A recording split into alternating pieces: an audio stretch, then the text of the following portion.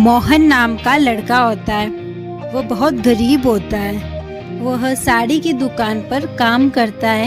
एक दिन साड़ी की दुकान से उसे निकाल दिया जाता है।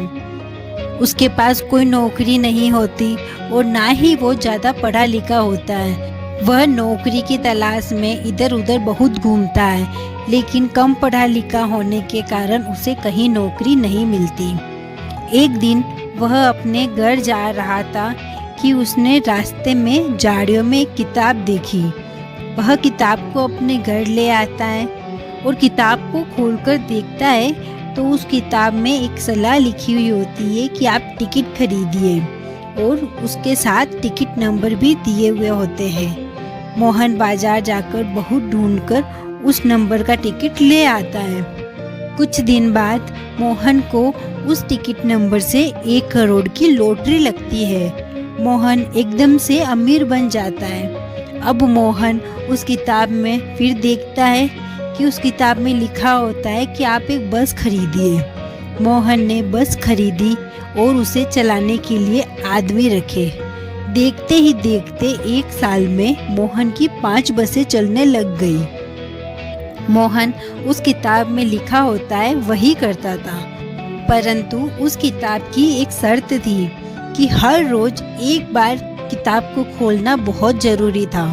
मोहन अमीर हो गया था। उससे लोभ और अपनी अमीरी का घमंड हो गया।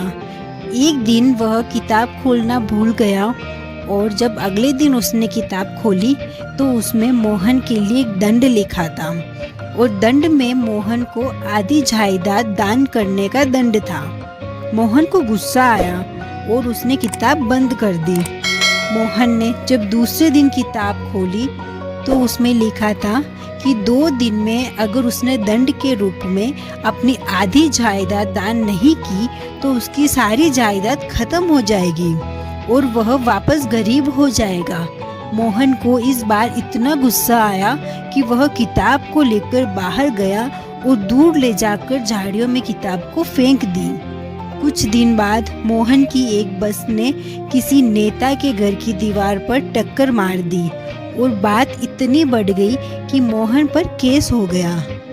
मोहन ने अपने सारे पैसे कोर्ट और कचहरी में लगा दिए और वह फिर से पहले की तरह गरीब हो गया। मोहन वहां गया जहां उसने किताब फेंकी ताकि वह वापस किताब के सहारे अमीर बन सके, परंतु वहां किताब नहीं थी। अब वह किताब किसी और का भविष्य संवार रही थी।